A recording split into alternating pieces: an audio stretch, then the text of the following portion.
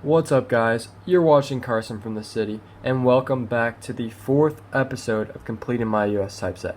And I am stoked about today's episode because we are checking a huge check mark off of the bucket list. We will be adding the first ever gold coin to the US Typeset. So stay tuned and let's get right into it. Alright, guys, without further ado, let's check out the coin. Boom.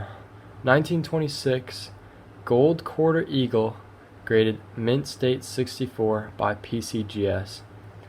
And man, this thing is a clean coin. Got the standing eagle there on the reverse. I think he's on an arrow. And on the obverse, you have a Indian wearing a super cool headdress facing to the left.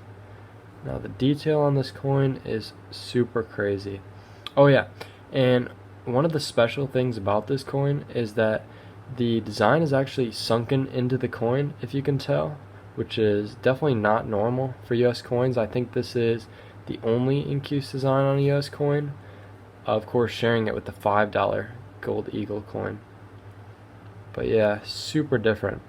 I believe that they stopped making incused designs on US coins because people back in the day thought that germs could get, caught up in the grooves of the coin. I mean, I could see that happening with normal coins, so, that was a long time ago, obviously, so we know a lot more about science now. But anyway, I brought the red book out. Let's check out the mintages. There you go. Indian head Quarter Eagle, minted from 1908 to 1929. So yeah, this is one of the later dates. And we got 1926 here, 446,000 minted. So yeah, not a super low mintage compared to the rest of these, but overall definitely a low mintage. One of the lowest mintages coins.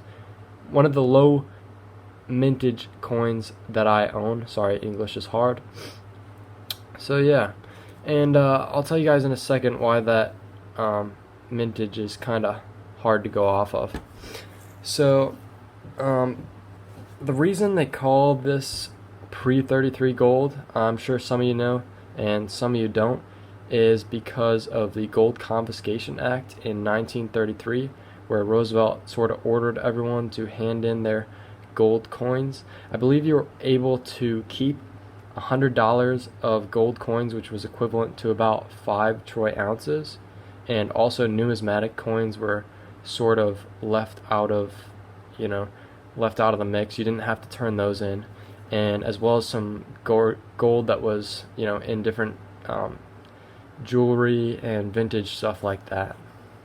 So yeah, even though there were 446,000 of these minted in 1926, it's hard to say exactly how many of them survived the gold melting in 1933 and 1934. I believe on PCGS's website they estimate that about 65,000 of these have survived today. So yeah, it is a super clean coin. Sorry, it's not focusing great. I'm having difficulty with the lighting today. So because this coin doesn't really feature one historical person overall like the other coins I've done in my typeset so far, it sort of features Native Americans more than just one specific person. I don't actually know what Indian or Native American this represents, but I figured I'd go over some fun facts about sort of Native Americans that most people probably won't know, instead of fun facts on a person. So yeah, let's get right into it. Fun fact number 1. Guess who invented popcorn?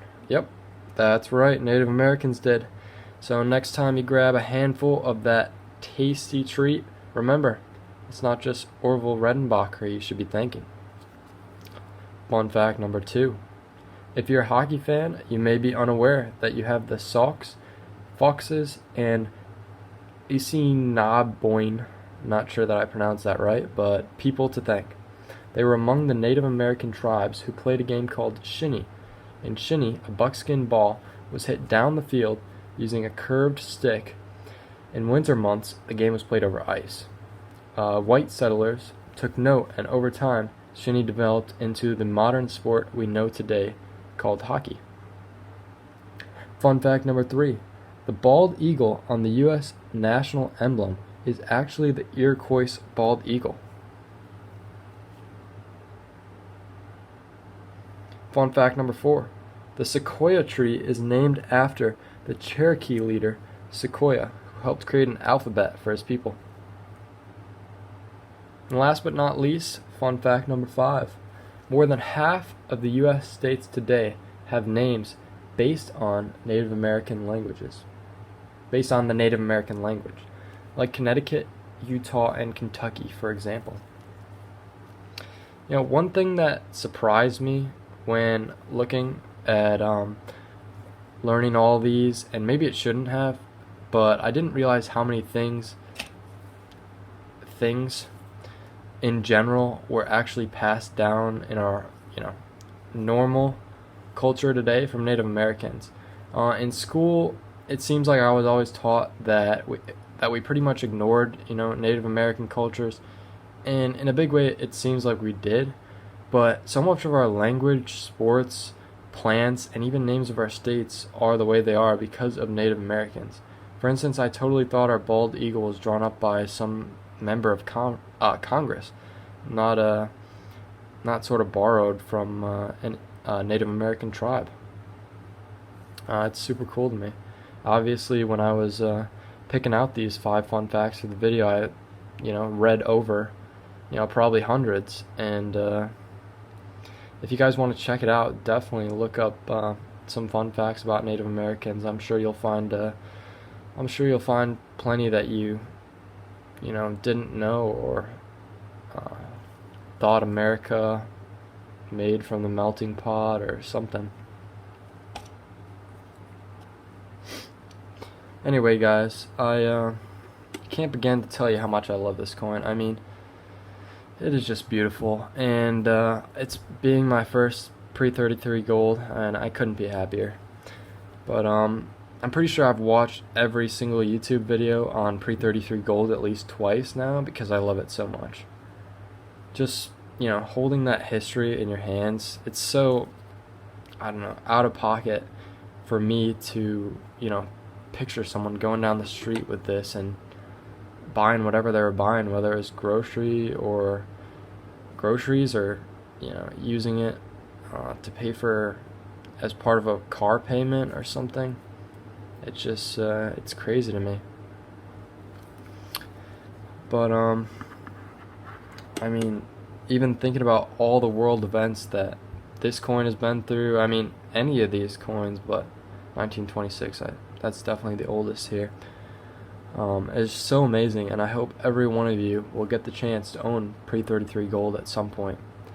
It was definitely on the bucket list for me, and I'm super glad to have picked it up. I got this from APMEX in a random date, on a random date purchase for MS64 Gold Eagles. So you can check that out if you want. But I've definitely got tons more gold coins on the bucket list, and I'll definitely be showing you a lot more. So stay tuned for the next episode. I've got some super cool stuff planned, and if you like this one, hit the subscribe button and the bell if you want to see more. Thanks for watching.